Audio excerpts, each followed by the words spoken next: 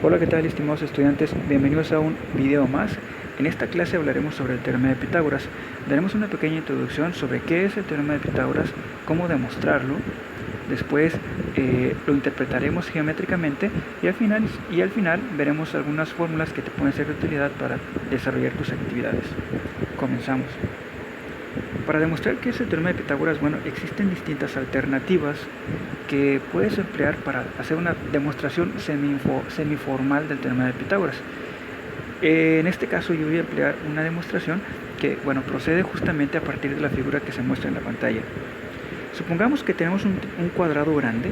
Ese cuadrado grande que tiene base, la base del cuadrado grande es a más b. Entonces la altura del cuadrado grande pues también va a ser a más b. Ok, ahora pensemos que en cada lado hacemos una división de tal manera que en el punto donde dividimos cada uno de los lados ponemos un punto que voy a llamarle, pues en este caso Q, en la parte de arriba M, arriba a la izquierda N y a la izquierda y abajo P. Te vas a dar cuenta que se van a formar 4 triángulos pequeñitos que estoy enumerando del 1 al 4 con números romanos. Esos 4 triángulos tienen la misma base cada uno de ellos y la misma altura. Podemos observarlo en el triángulo 1, base B, altura A. En el triángulo 2, base B, altura A.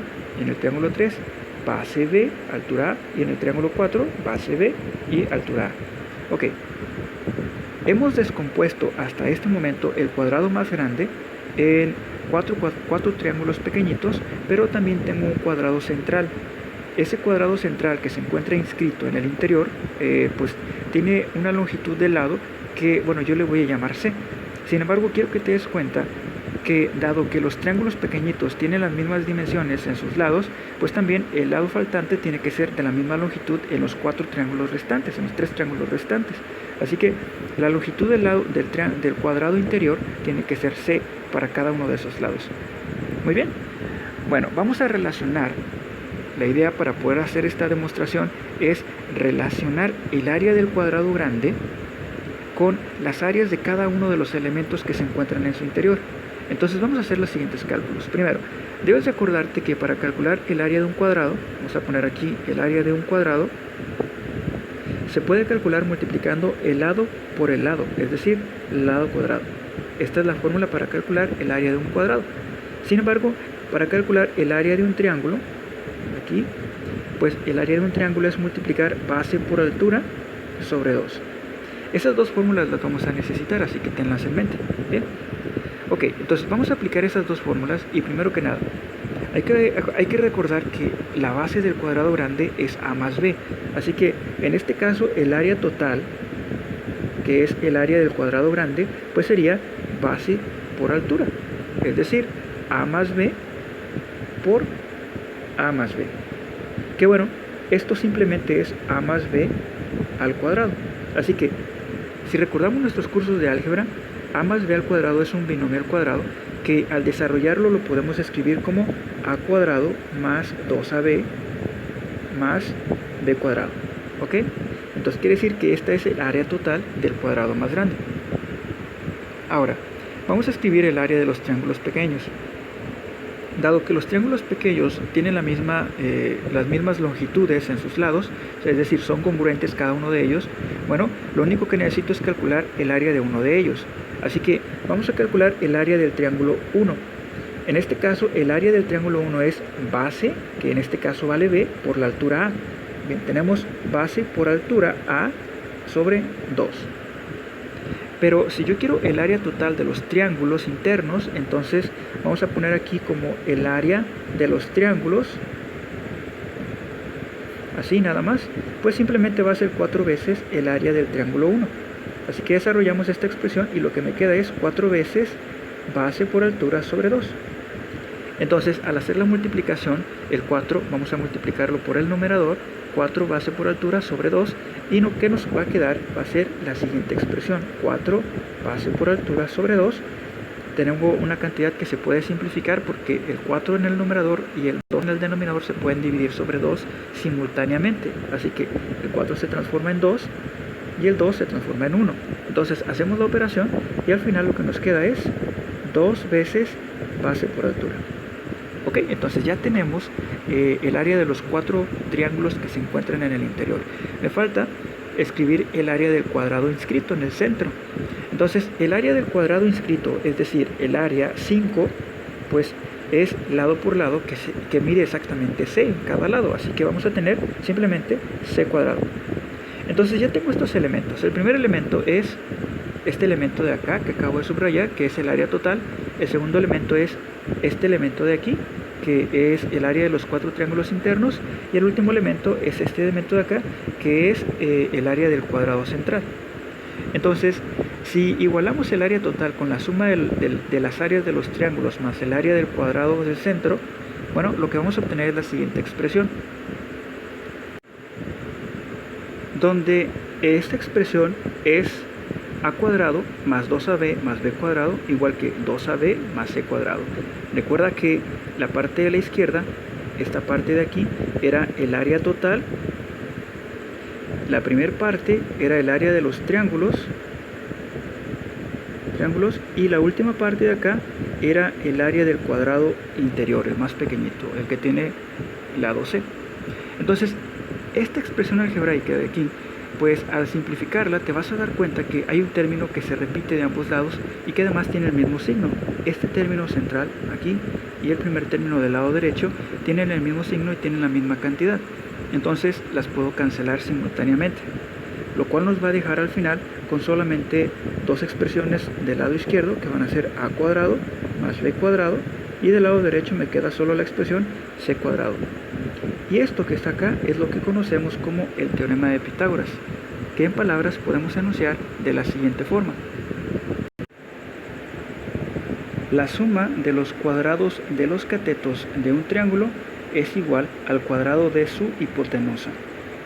Es decir, en cualquier triángulo rectángulo de la forma como la que aparece aquí en la parte de abajo, los lados que son adyacentes al ángulo recto, ¿sale? Estos dos lados, el de aquí y el de acá, se conocen como catetos. El lado que se encuentra opuesto al ángulo de 90 grados se conoce como hipotenusa. Así que tengo un cateto y tengo otro cateto. En la parte superior se va a encontrar siempre la hipotenusa. Entonces, la suma de los cuadrados de los catetos es igual al cuadrado de la hipotenusa. Ok, avancemos un poco más. ¿Cómo interpretamos geométricamente el teorema de Pitágoras? Bueno, supongamos que tenemos un triángulo rectángulo como el que aparece en la pantalla, cuyas longitudes de sus catetos son A y B, y la hipotenusa mide C, justamente como lo acabamos de ver en la demostración.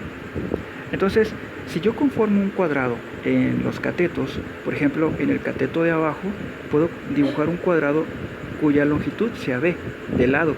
Entonces, este cuadrado de longitud de lado igual a B, más o menos se vería así. Supongamos que este lado mide B, el lado de abajo mide B y el lado de acá mide B. Entonces, el área de este cuadrado tendría que ser igual a B cuadrado. Ahora, si dibujamos un cuadrado similar en el lado que se encuentra vertical en el triángulo, entonces este cuadrado más o menos se vería así. Este lado mediría A, este lado tiene que medir A y este lado tiene que medir A. Entonces el área del cuadrado de este lado sería A cuadrado. Y finalmente, si dibujamos un cuadrado en la hipotenusa cuya longitud de lado sea C, pues más o menos se vería así. Entonces tendríamos C arriba y C en la parte de este lado. Bueno, entonces el área de este cuadrado que se encuentra en la hipotenusa tendría que ser C cuadrado. Entonces, básicamente lo que me dice el teorema de Pitágoras es que el área de este cuadrado que se puede dibujar en el cateto vertical más el área del cuadrado que se puede dibujar en el cateto de abajo tendría que ser igual al área que se puede dibujar en la hipotenusa. ¿Ok? Justamente dibujando un cuadrado que tenga una longitud de lado igual a C. Es decir, reescribimos el teorema de Pitágoras: A cuadrado más B cuadrado igual a C cuadrado. Y bueno, eso es lo que entendemos como el teorema de Pitágoras. Algunos despejes que pueden ser bastante útiles para poder aplicar el teorema de Pitágoras son los tres que te muestro aquí en la pantalla. El número 1 es cuando lo puedes utilizar cuando lo que quieres conocer es el valor del lado A. El número 2 lo puedes utilizar cuando quieres conocer el valor del lado B. Y el número 3 lo puedes utilizar cuando quieres conocer la longitud de la hipotenusa. ¿Cómo los despejamos cada uno de ellos? Te voy a mostrar.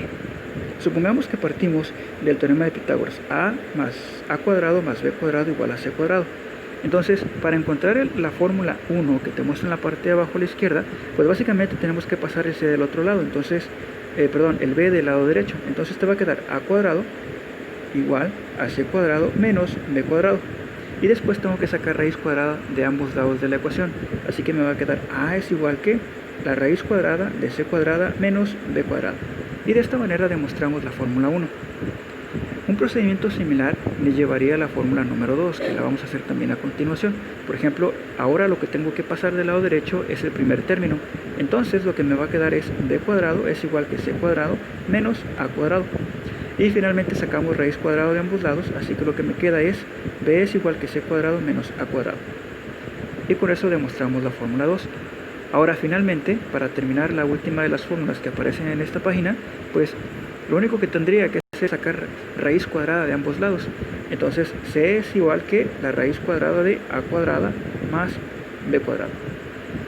Y con eso concluimos los tres despejes básicos que uno puede desarrollar o deducir a partir del teorema de Pitágoras. Bueno, espero que este video te haya sido de ayuda. Si te quedan dudas, puedes escribirlas en los comentarios. De lo contrario, espera hasta nuestra próxima clase. Hasta luego.